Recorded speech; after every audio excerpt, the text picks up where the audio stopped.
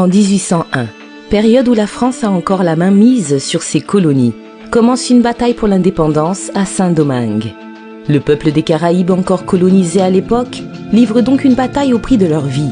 C'est au bout de 3 ans, en 1804, que cette révolution finit par donner lieu à la première République noire. Nous avons nommé la nation de Haïti. Cette intro devrait vous donner une petite idée de notre sujet du jour. Car si la République de Haïti a subi un passé colonial, cela ne signifie pas qu'elle n'a pas sa propre culture pour autant. Alors aujourd'hui, découvrons Haïti en 10 faits intéressants. Pour bien démarrer la vidéo, nous vous invitons à liker cette dernière, à vous abonner et à activer les notifications en cliquant sur la petite cloche. Comme ça, vous serez au courant dès qu'une de nos vidéos sort. Dites-nous en commentaire quel autre thème de vidéo vous intéresse. C'est parti!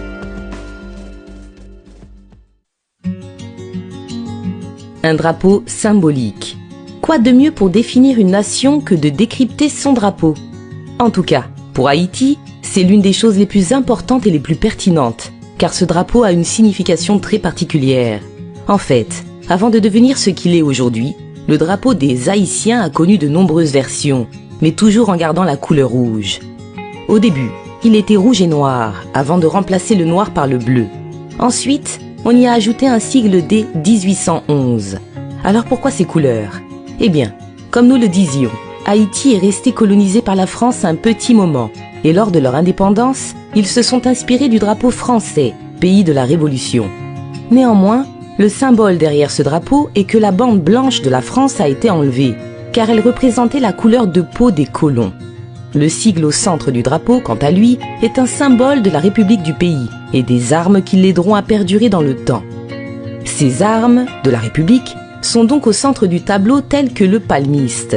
Il est même surmonté par le bonnet de la liberté pour affirmer le caractère révolutionnaire.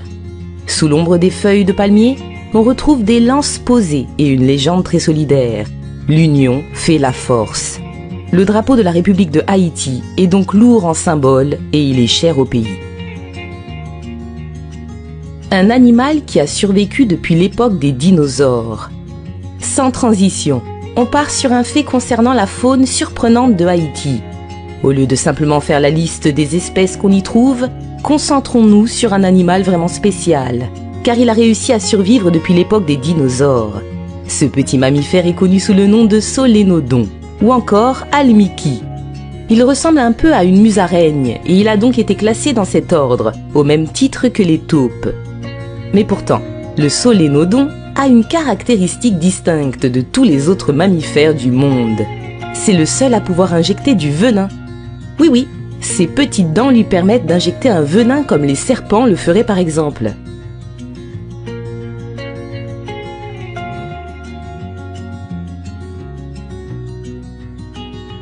Des plantes originaires de Haïti. Continuons un peu sur notre lancée nature avant de passer au prochain fait. Haïti est très riche en plantes endémiques, c'est-à-dire des plantes qui sont et ont quasiment toujours peuplé l'île. Ces dernières sont maintenant localisées dans les parcs nationaux du pays, comme celui de Macaya, où règnent plus d'une centaine d'espèces d'orchidées et plus d'une centaine d'espèces de fougères. Haïti regroupe beaucoup d'arbres idéaux pour faire du bois, c'est ce qu'on appelle les essences forestières. Parmi elles, on compte toutes les variétés de bégonia, qui est une espèce rare typique de la région. Niveau fleurs, on retrouve des espèces de magnolia, qui sont des fleurs exotiques assez appréciées. Enfin, les massifs du pays abritent des forêts de pins plutôt réputées, comme celle du massif de la Hotte ou du pic La Selle. Dans les vallées, on retrouve des chênes, des cèdres et des acajou. Toutefois, beaucoup d'espèces vont venir à manquer, car la déforestation est très pratiquée à Haïti, au malheur de la biodiversité. Les religions.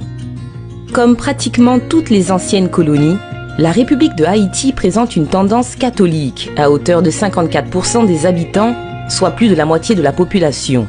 L'autre religion très pratiquée est le protestantisme, étant donné que 28 autres % de la population le sont. Bon, ces deux religions sont très connues, et ce qui nous intéresse nous, c'est le vaudou, auquel 2% de la population haïtienne croit. En quoi consiste le vaudou? Les vaudouistes croient en un créateur suprême, Bondy. Ce nom vient d'ailleurs du français « bon Dieu ». Leur Dieu n'intervient pas dans les affaires humaines et s'exprime dans la relation qu'on a entre le corps et l'esprit.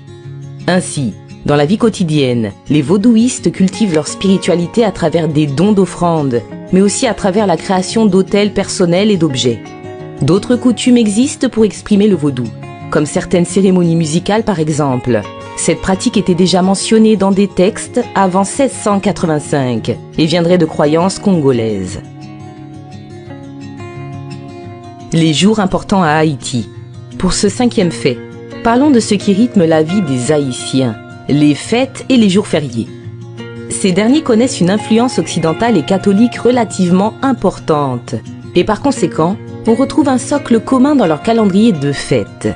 Comme pour la Guadeloupe, à laquelle une de nos vidéos est dédiée, le carnaval est une fête phare dans le patrimoine de Haïti. Tellement important qu'il n'y a pas un, mais bien 2 carnavals. Le premier est le plus classique de février, et le second se nomme Carnaval des Fleurs, et a lieu en juillet.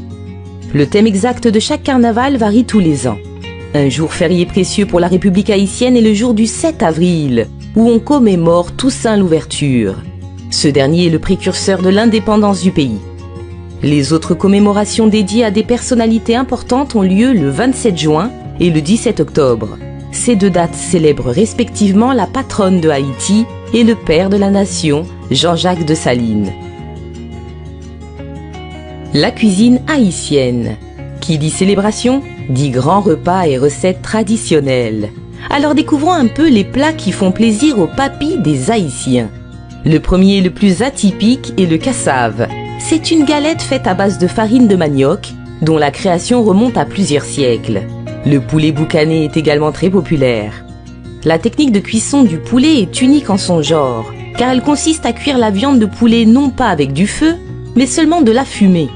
La viande est donc placée en hauteur pour ne recevoir que la fumée et ne pas entrer en contact avec le feu, ce qui donne un extérieur bien cuit et un intérieur fondant. D'autre part, en hiver, la recette la plus rencontrée est la soupe au giromon, aussi appelée soupe joumou. Cette soupe est faite à base du giromon, qui est une courge très proche du potimarron. Elle pousse en abondance à Haïti et est donc devenue une recette incontournable. Les vêtements traditionnels. Toujours dans la tradition, les vêtements haïtiens ne manquent pas. Ils sont souvent portés lors des fêtes, mais peuvent aussi être vus dans la vie de tous les jours. De tous les vêtements qui représentent le mieux la culture haïtienne, le plus connu est la robe carabella. Les femmes comme les jeunes filles en portent souvent, et même si la matière ressemble à du jean, ce n'est pas le cas, et elle est complètement locale. En fait, ces robes sont faites à partir d'un tissu à la teinte bleu clair, issu d'un fil indigo et d'un fil blanc. D'ailleurs, ce n'est pas le seul tissu typiquement haïtien. Le madra est également très vu sur le territoire.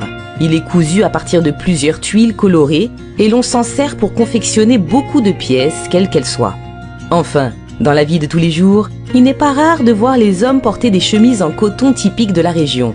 Ces dernières sont bien adaptées au climat du pays et permettent aux hommes des mouvements amples. L'économie du pays. Haïti est un pays considéré comme peu développé en termes de richesse et d'infrastructures. Mais sur quoi se base l'économie du pays? Principalement sur l'agriculture, comme de nombreux petits pays. Ainsi, on trouve de grandes exploitations de choux, de mangue, de riz et de maïs. Haïti détient tout de même quelques records personnels, comme celui de la 2e plus grande production d'huile de vétiver. Cette huile est végétale et très utilisée dans le domaine de la parfumerie. Le problème de ce modèle économique, c'est l'enjeu climatique. En effet, pour peu que la saison des pluies soit un peu trop forte, qu'il y ait des bourrasques ou que les températures soient trop élevées, les rendements peuvent baisser et donc compromettre tout le fonctionnement du pays. Haïti essaie donc de développer d'autres secteurs économiques, mais pour l'instant, l'agriculture est le pilier de la nation. Port-au-Prince. Ce fait aurait sûrement dû être abordé plus tôt, mais nous avons préféré vous partager des faits insolites avant tout. Notre 9e fait va donc aborder la capitale de la République de Haïti, qui porte le nom de Port-au-Prince. Cette ville est passée de colon en colon avant même d'être vraiment développée. En effet, les Espagnols ont longtemps dominé la zone, puis ont laissé un lieu mal fréquenté à leur départ. Car une fois que Port-au-Prince n'était plus sous une emprise coloniale officielle, la ville a été gérée par des pirates français, et parfois même hollandais, et ce pendant plus de 50 ans. Les colons français ont repris le pouvoir sur ce lieu pendant le XVIIIe siècle, et ne l'ont baptisé qu'en 1749. Ainsi, le nom de Port-au-Prince viendrait du surnom d'un capitaine français à l'époque nommé Saint-André.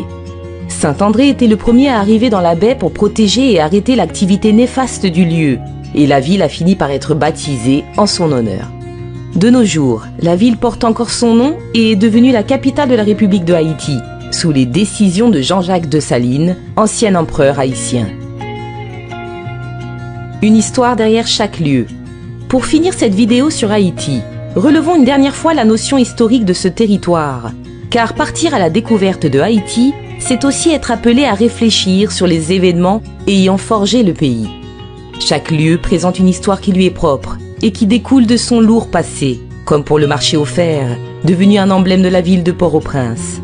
Des symboles du passé colonial sont là pour revendiquer les origines du pays, comme la statue du marron inconnu. Le passé est parfois d'origine naturelle, avec le tremblement de terre de 2010, qui lui aussi nous incite à penser au chamboulement du pays.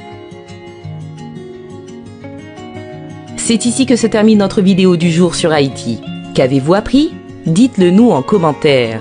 Si ce type de contenu vous plaît, faites-le savoir en mettant un j'aime sur cette vidéo et abonnez-vous à notre chaîne pour plus de contenu. Sur ce, merci d'avoir regardé et à bientôt.